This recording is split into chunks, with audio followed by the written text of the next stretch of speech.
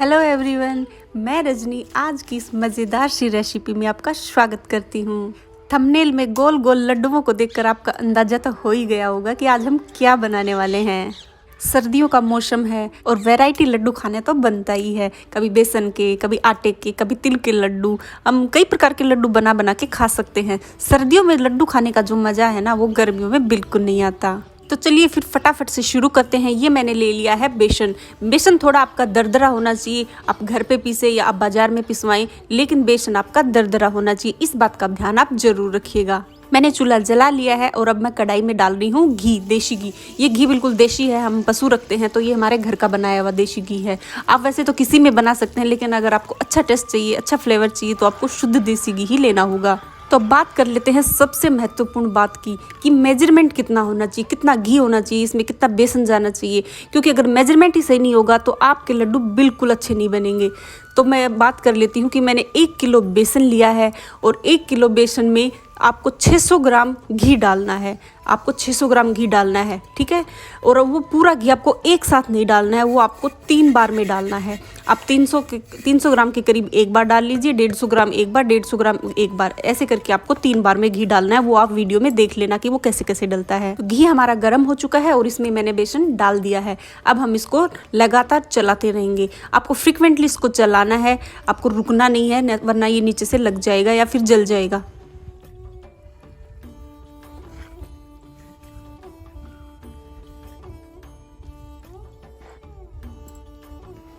जैसे जैसे हम इसको चलाते जाएंगे, बेसन है वो घी को अब्जॉर्ब करता जाएगा और पूरे घी को अब्जॉर्ब कर लेगा और इसका कलर चेंज हो जाएगा। ये आप देख रहे हैं ना, बिल्कुल चेंज हो गया है। इसने पूरा का पूरा घी अब्जॉर्ब कर लिया है।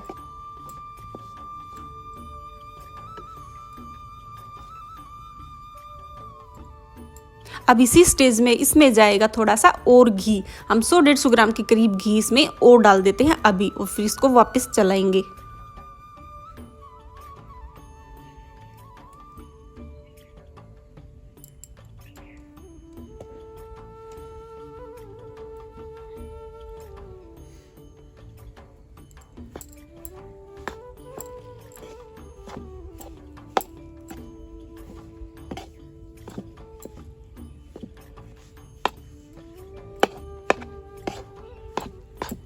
पहला स्टेप मैंने आपको बता दिया है कि मेजरमेंट आपको बिल्कुल परफेक्ट लेना है। अब बात करते हैं नेक्स्ट स्टेप की।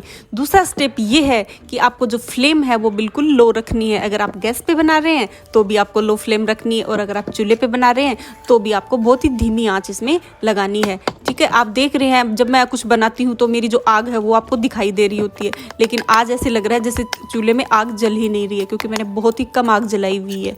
अभी आप देख रहे हैं कि इसकी जो कंसिस्टेंसी है वो बिल्कुल हलवे जैसे होने लग गई है। बस इसी स्टेप में आपको डालना है जो बाकी का बचा हुआ घी है, 100-150 ग्राम, वो आपको इसी स्टेज में डाल देना है। और अब ये बिल्कुल हलवे जैसी फॉर्म में आ जाएगा। और अगर ये हलवे जैसी फॉर्म में आ जाए, आप समझ लेना कि आपका जो मेजरमेंट है वो बिल्कुल परफेक्ट है।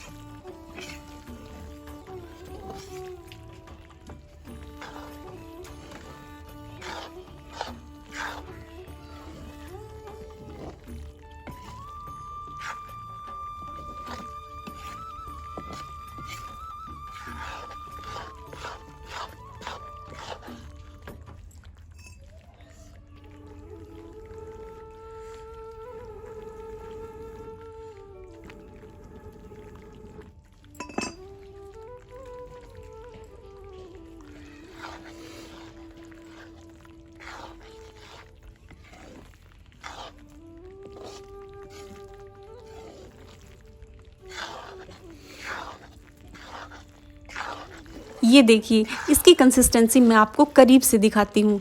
ये बिल्कुल फ्लफ़ी सा हो गया है, इसमें झाग सा बनना शुरू हो गया है और जो बेसन है वो बिल्कुल दानेदार हो गया है और ये चम्मच से बिल्कुल भी चिपक नहीं रहा। ये देखिए, अपने आप ही पूरा का पूरा बेसन नीचे आ रहा है, बिल्कुल चिपक नहीं रहा है।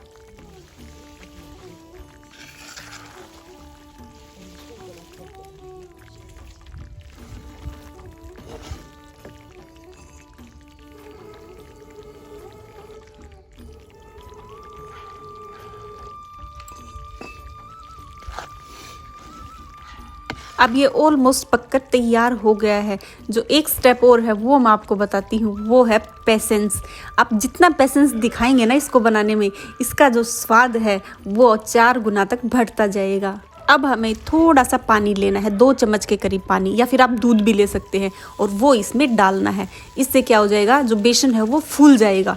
जब उसमें पानी या दूध पड़ेगा तो वो फूल जाएगा और वो बिल्कुल दाना दाना एक एक हो जाएगा, इसका बिल्कुल आपको करारापन देगा। ये देखिए, पानी डालते ही ना इसमें झाग बनना शुरू हो गए हैं, ये ऊपर की तरफ आने लगा है। अब आपको 4 से 5 मिनट इसको और पकाना है, सिर्फ 4 से 5 मिनट पकाना है। उसके बाद आप इसको नीचे उतार देना।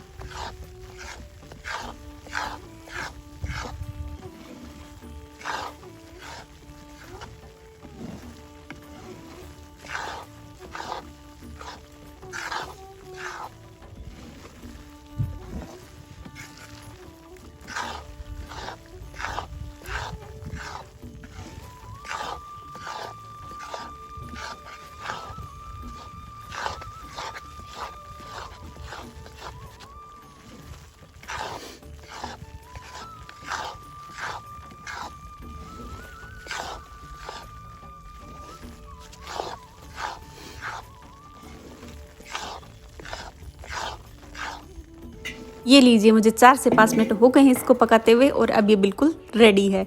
अब मैं इसको एक बड़े से बर्तन में निकाल लेती हूँ, क्योंकि आपको इसको बड़े बर्तन में निकालना है कि जल्दी ठंडा हो सके। आप इसमें बूरा मिला इसको, क्योंकि अगर ये ज़्यादा ठंडा हो गया तो इसका घी जम जाएगा और बूरा ठीक से मिल नहीं पाएगी।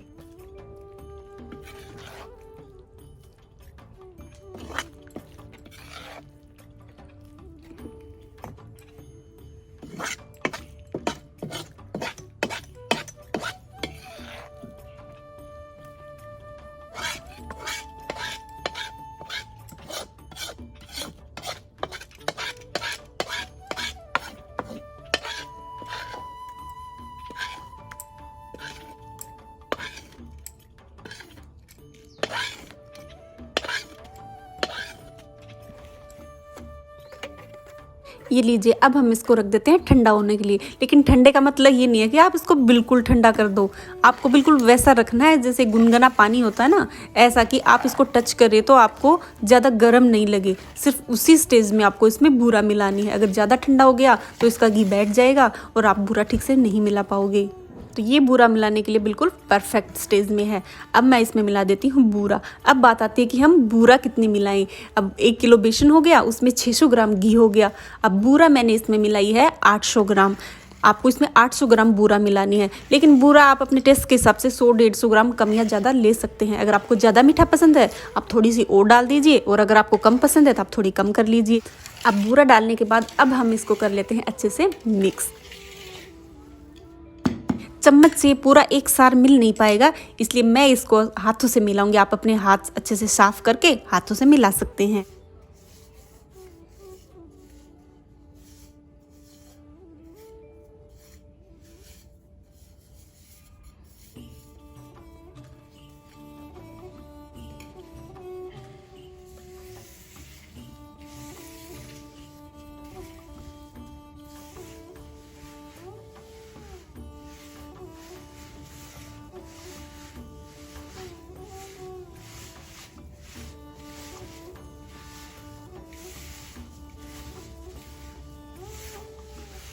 आपको साउंड से ही पता चल रहा होगा कि हमारे जो लड्डू हैं वो कितने दानेदार बनने वाले हैं।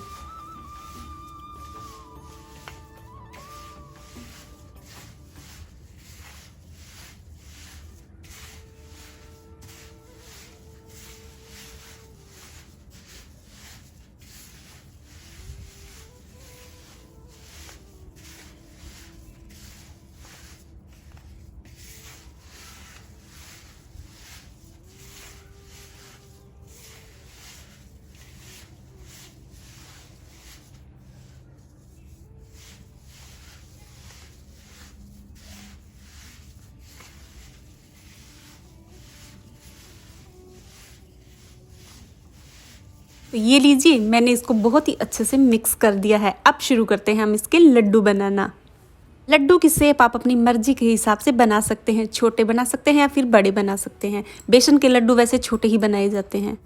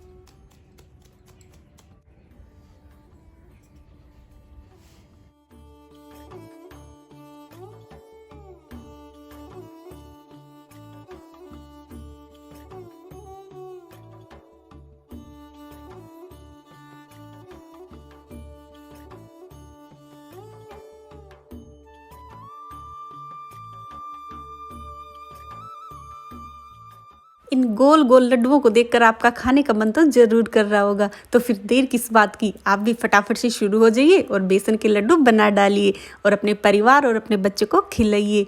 अब मैं लेती हूँ आपसे विदा। मिलते हैं हम नेक्स्ट थर्सडे को एक नई वीडियो और नए व्लॉग के साथ। बाय।